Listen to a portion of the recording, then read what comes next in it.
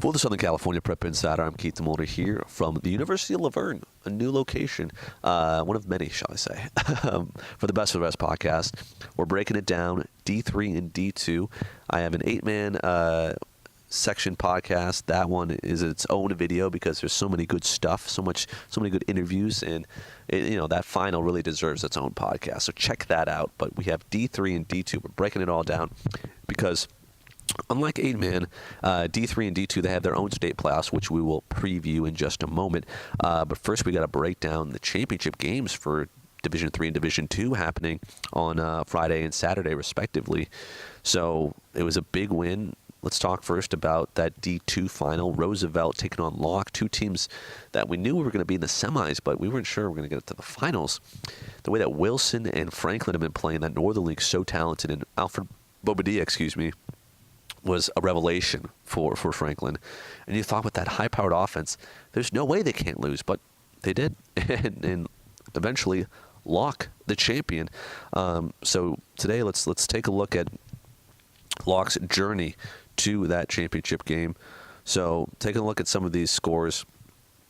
Roosevelt, firstly, with a 26-0 win over Wilson. They shut out the Mules. Roosevelt shutting out Wilson for the first time all season. A team that, by the way, had scored 502 points up until that game, and yet were held to none. Santos Rivera, by the way, Angel Ochoa, Aldo Peral, all with touchdowns. Peral ended up with 2 of them. Then looking at Locke, they won 28-21 over Arleta. The lockdown defense doing it again. Apologize for the pun, but a great effort from Locke, pulling out the W over a good Arleta team. James Ochoa, a workhorse for the Arleta Mustangs, 205 yards on 42 carries. My goodness, so many carries, but unfortunately for Arleta, Locke with the W in that game. And then Canoga Park with the 16-14 win over Bell. Canoga went up 16-0. Bell made it interesting, scoring 2 touchdowns, but unfortunately not enough in the end. Canoga wins that one. And then on the other side, Franklin with a 50-28 win over Torres. Things were back and forth, but Franklin ultimately pulled away with the win. Alfred Bobadilla doing his thing, 17 for 25, 244 yards, 3 touchdowns, and 2 interceptions. Daniel Phillips was fantastic, 7 catches, 127 yards, 2 TDs. Meanwhile, Franklin running the ball was really good, 297 yards, 4 TDs. A big night from Christopher Johnson, 164 yards on 21 carries. So that was the D2 quarters. Then in the semis, Locke locking down Franklin, a team that had put up so many yards on Torres the week before. Locke scoring 14 in the first quarter and didn't look back. They ran the football quite well. Trayvon Ford, a big part of that offense. Elijah Brown as well, a big part of that. He anchors the line at center. Mikel Bamey, also 2 touchdowns in that game, including 1 in the final moments to seal it for the Saints. Poor turnovers from Franklin. That was the difference. They did him in. Huge upset on a team that was thought to go all the way. Roosevelt then in the semis, a close win over Canoga Park, 17-14. Another game that went back and forth. Touchdowns from Canoga included Jorge Hernandez from a yard out, and then a kick 6 from Dominic Arango Serna from 95 yards out. Roosevelt kicked the game-winning field goal with 3 minutes left, and Canoga could not do anything with the ball in the final moments. Roosevelt held on late to go to the championship game. And then taking a look at that championship game, wow, what a sight that one was. So Locke and Roosevelt, as we mentioned, 2 teams that nobody really saw going to the final at all. I mean, some people did, some people didn't. But here's exactly what happened. Angel Ochoa scored first. You knew that this rushing attack was going to get somebody in the end zone. He scores first for Roosevelt. Rough Riders drawing first blood. Kind of expected the way that their rushing offense has worked this season. Then Mikel Bamey scored via the run. Then Justin Stinson making a 2-point conversion, which made it 8-7 to Locke. Then Bamey did it again, once again, a 75-yard touchdown pass to his man, Jerome Cooper, for the touchdown. 15-7 Locke on top, but not long, with under a minute to go, Ochoa had himself another touchdown to make it 15-14 Locke on top. As we said, folks, it was going to be close, and we knew it. Back and forth action in that first half. In the second half, though, Trayvon Ford, as we mentioned earlier, a big guy on that lock offense, took it in from 10 yards out, 22-14 lock. And then it took a little time, but Roosevelt responded with a touchdown pass from 30 yards out from Ochoa to Kobe Adami to make it 22-20. And then the two-point conversion to tie it fails in the end. Lock wins 22-20 in thrilling fashion. Can you get any more exciting than that, folks? I do not think you can. Huge win for Locke. Their defense looking good, but their offense also good. Roosevelt having to go through the air. That's how good their defense was, because they knew that the rush wasn't going to solve all their problems. So either way, Locke pulling off a big win. They got a big game coming up. We'll get to that in just a moment. Now taking a look at D3. It was a great championship in that one. I was actually on hand for that one. Alex was on hand for Alex and Connor, actually, so I'll say on hand for the D2 championship game. But in D3, Santee, the number one seed, expected to be there. But again, a lot of apologies I got to make on this podcast, as usual.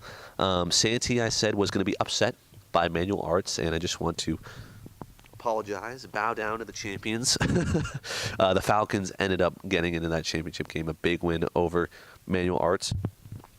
And that was a great D3 playoffs, by the way. Taking a look at just how things ended up, being Santee taking on Fremont in that final. Manual Arts with the big win over Gardena, 21-12. It came down to a goal line stand in the fourth, but Manual pulled out the W. Jalen McElroy, a dual threat to watch out for, 132 yards through the air on 6 completions, 2 touchdowns and a pick. Then on the ground, 131 yards and a touchdown. Can't say enough about the kid. Thomas Whitehead as well. 3 catches, 2 touchdowns, 100 yards. Does it get any better than that? Chatsworth then, 43-26 over Monroe. Never count out the Chancellors, folks. They can certainly bring it week in and week out. Monroe did have some bright spots, over 400 yards of total offense. Big nights from Cam Lord and Cameron Senegal. I wasn't expecting Chancellors to win that game, but they did. D'Angelo Johnson also with a good game for Monroe. With 4 catches, so I would say 142 yards and 2 touchdowns. The kid has burner speed. Watch out for Johnson at the next level. Then looking at Fremont, 40-21, the win over Marquez. Pathfinders finding a way, finding that path to the semis. A big win over Fremont.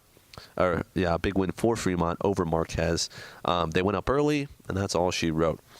Santee, meanwhile, 70-36 over Lincoln. I was actually at that Manual Arts game against Gardena, and we saw the final, and it was like, whew, some of the kids on Manual, they were starting to sweat a little bit because they knew how dangerous the Santee team can be. Santee, over 500 yards of total offense. Joseph Todd, we'll get to him in a moment. 270 yards and 3 touchdowns on 20 carries. Andre Herrera, 170 yards and 5 touchdowns on 14 carries. Unreal stats, folks. Meanwhile, Lincoln freshman Andre Watkins, 124 yards and 3 touchdowns. We hope he doesn't transfer, because if he stays all 4 years, that kid is scary good. Gio Suarez as well, 17 for 27, 195 yards and 2 touchdowns. Herrera also did it on the defensive side of the ball. 2 picks, one of them returned for a touchdown. So Santee with a big quarterfinal game. Then moving on to the semis. It was more of the same, really. Fremont, 27-15. A couple rushing touchdowns. We'll get to that rushing quarterback in just a moment. Chatsworth, though, Alex Vega to Ryan Coates with the score. Another Fremont rushing TD, and then that was it, basically. Fremont pulled it away, 6 points in the final quarter. It was a close game, maybe a little bit closer than Fremont would have liked, but Chatsworth, they're a good team, too. Excuse me. Santee, then, with a blowout win over Manual Arts at home. Santee started off the game. A big 90-yard kick return from Joseph Todd. That's how you know that the game was going to end the way it did. Joseph Todd taking it to the house. And then it was, once again, the Joey Todd show all night long. He rushed for 226 yards, 3 touchdowns. The team as a whole, 483 yards on the ground, 6 touchdowns. Herrera, Muan Su, and Todd, all good for scores for Manual Arts. McElroy rushed for a score along with 63 yards. He also caught a ball from backup quarterback Carlos Concha for a 60-yard score.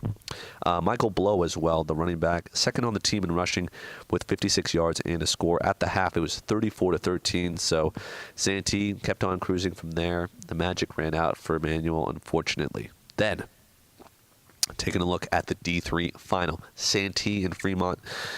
And wow, we knew how good Joseph Todd was. Really good. Very good. But that game was more than I think I could have imagined.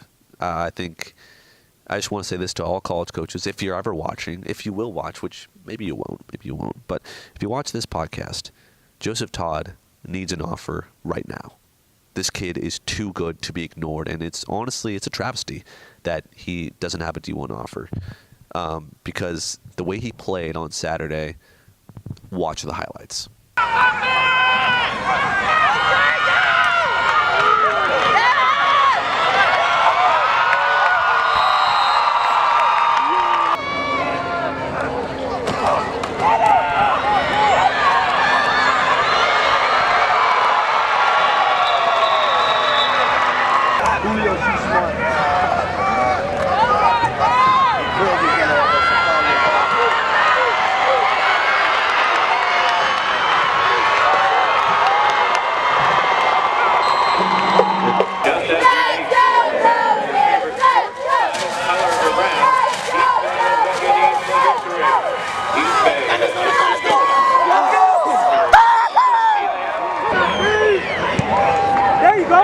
Go get the ball!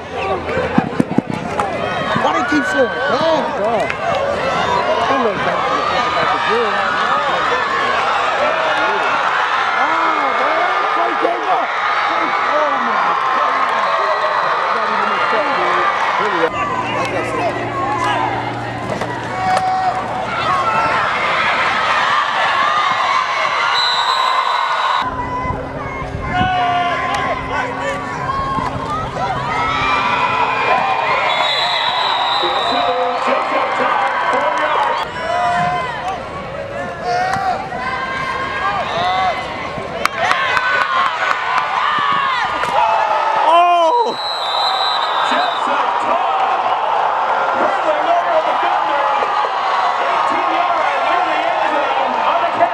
Congratulations, Dragon. Congratulations. We got one more thing coming your way for their outstanding play.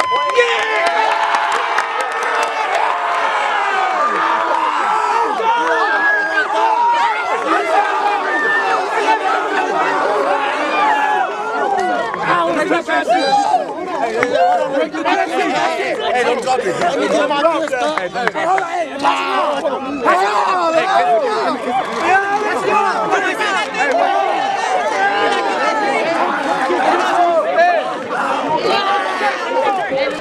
Oh, my name's Jonathan Homie. I'm a senior. I play left guard and D tackle. That's all I gotta say. Jose Godinez, McGuard. That's it. Keenan Durante, 2019. I play D tackle and tackle. Wayne Shoes, I play linebacker and fullback. I'm Joseph Todd and I'm an athlete. John Petty, coach. Anthony Arvalo, center, 2020. Manuel Gonzalez, left tackle, class of 2019. And David Tejada, co-head coach. All right, so I'm going to go down the line. Each one of you say, what does this title mean to you? What this title means to me, it means the world, because it's a first for Santee and it puts up on the map. Why not Santee?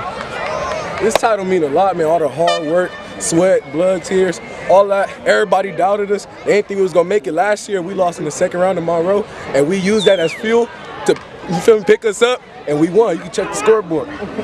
This title means a lot because we put a lot of hard work in the offseason and it paid off at the end. It means a lot because we just improved every year, came back and won. So yeah. It means a lot to me because I work too hard. I always got go to work to survive in life. So I still come out here to play for my brothers. So it means a lot to me. This title means the world to my family because it's our legacy. Us seniors grinding day and night, day in and out, and yeah, it means the world. The title, I think, it means a lot to the school as a whole. Just as a community, we want to build a winning tradition here at Santee, and we have to start right now. So I just think it showed the hard work and dedication that these young men put in all year. To me, it's hard work. There you go. Just to earn this title with my teammates. We've been dreaming about this since forever. I think it's just a culmination of all the hard work and showing these kids that they can be champions in anything they do. This is just a stepping stone for them so they can be champions in life. This title means to me is like, I feel like a family bond, like working together and like just coming as a whole and winning this thing, because we were expecting to win it because we put all this work into it. So it's like, you feel me? Ready! Santee! Ready! Run! Joseph Todd, yeah, an unbelievable game today. Easily the MVP. What were you eating today for breakfast? Did you have your Wheaties? Did you have some strawberries? What was the difference? Man, to be honest, I had some Fruit Loops, and I was up all night dreaming about this, and it's just so much work me and my teammates put in, and it paid off, and I'm so proud right now. I don't even know how to explain it. You seem a little speechless. Describe your feelings right now. It's speechless. Like I never thought being at Santee, like everybody against you, everybody against the team, everybody think we're not that good. You feel me? Like, and just to prove everybody wrong, we had an amazing season. Looking forward to regionals next week. So it just explains the hard work that goes on at Santee, and we're on the map now. You feel me? We're on the map, and we watch out. So one of those people you proved wrong was me, so I just want to apologize to you personally. Did you know, was there any doubt that you guys were going to win this title? No, not at all. We came out strong. We came out knowing watching film Monday through Friday, weight room. You know, we grind so hard and we believed and we prepared to execute like I told you last time. So I never had a doubt in my mind that we was going to lose this game. And it worked out. Check the scoreboard. So you had multiple touchdowns tonight. Take me through that play where you hurdled the guy for a TD. Okay, so my quarterback told me do a swing because they all coming in the blitz. So he's just gonna toss it to me, and it was just one-on-one. And I already hurdled somebody, so I was like, it just came into me, and next thing you know, I'm in a touchdown. So. Hey. You had your first 2 picks of the season. How did those feel? Great, unbelievable. Actually, I was so hurt because all the DBs had interceptions, and you know, I was like, damn, like I don't have interception. Like it's probably like the last game of the season. So and he threw it, and I caught it, and then he threw another one, I caught it. So it's working out. It was working out. It was on the roll. How excited are you, or how pumped are you to go into state playoffs? Oh, I'm so pumped, man. I'm ready for Monday already. I'm ready for it to be next Friday or Saturday that we play. I'm ready. Yeah. Is there anything else you'd like to add? Anybody you want to thank? Shout out to my family. Shout out to my mom. Shout out to my cousin. Shout out to everybody. Shout out to this camera lady. She's been filming me all the games. So it's amazing. Like when people see you doing good and they want to help you. So I'm really thankful for everybody. And let's go. I'm about to get this ring. So for Fremont, we got to talk about them first. Jaden Amos Hollis, if I'm pronouncing that wrong, I apologize. But Jaden, this guy, he's a stud, simply put. Dual threat quarterback, the definition of a dual threat quarterback. Runs like a chicken with his head cut off. Basically, that's how fast he is. Just a wild guy, dodging tacklers left and right. Maybe not the most polished per se, but he's a guy that can use his elusive ability to make plays. Fremont kept things interesting. They had a couple of offensive scores and also a kickoff return for 6. Leo Soto, a great kick returner. It's funny because on the Santee sideline, just hearing some of the coaches talk, they were very upset after that kick return, which went for a touchdown, 70 yards, by the way, because their plan all night was to either kick it out of bounds or onside kick it. And that was what they did virtually all night. And the one time, just because Leo Soto is so dangerous, the one time they kick it to him, he takes it home for a score. So I don't think I've ever seen, I've seen that with, Devin Hester and the Chicago Bears before, but never at the high school level. I've never seen them try to kick away from a kid at high school, but they just know how dangerous he is. So a lot of respect on that Soto name. Either way, for Santee, as I mentioned, Joseph Todd, a revelation. Wow. Let's take a look at this stat line, folks. For Santee overall, through the air, 5 for 5, 103 yards and a touchdown. Damari Buckner with a fake punt pass for 53 yards. They weren't going to go down without a fight, folks. You believe that.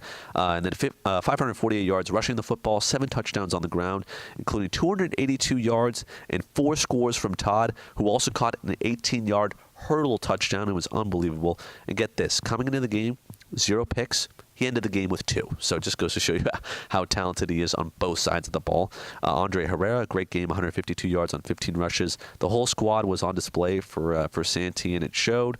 They're the best team in D3 for a reason. They certainly shut me up. They certainly taught me a lesson or two. So congrats to the Falcons, and also congrats to the Saints. Now let's move on to state playoffs. Both teams are going to go on the road. Locke will play the Orange Glen team down there in San Diego. And then the Falcons are going to take on Denair in the first round at Denair. So it's up in the San Joaquin Valley. Let's talk about Santee first. Denair will play a very good team, only lost 1 game. Denair also a team that can score and defend very well. Their roster is somewhat small, but a couple guys to watch out for. Drew Pritchard, their quarterback and offensive weapon, and then Drake Francis on the line, 6'3", big kid. It'll be a battle, but best of luck to Santee. I'm rooting for you. I'm betting for you this time. I'm expecting you guys to win, so don't let me down. Meanwhile, looking at Locke, Orange Glen, a 9-3 team this year. Ethan Villalobos, 746 yards, 8 touchdowns, 5 picks through the air. But the offense runs literally and figuratively through Kyle Patterson. Patterson, a dynamic player. Oh my goodness, one of the best in San Diego. 2,196 yards and 26 touchdowns rushing this year alone, not to mention 192 yards and 2 touchdowns receiving. Defensively, Carlos Galan and Ruben Ramirez, 23 tackles for loss, including 6 sacks. In the secondary, Tristan Smith, 6 picks. This team is stacked. They are no joke. They have 3 pick sixes and 2 kick sixes. So either way, I mean, Tristan Smith, 6 interceptions. Fantastic on the year. Just watch out for these teams. A lot of talented players, and this is going to be a fun state playoffs.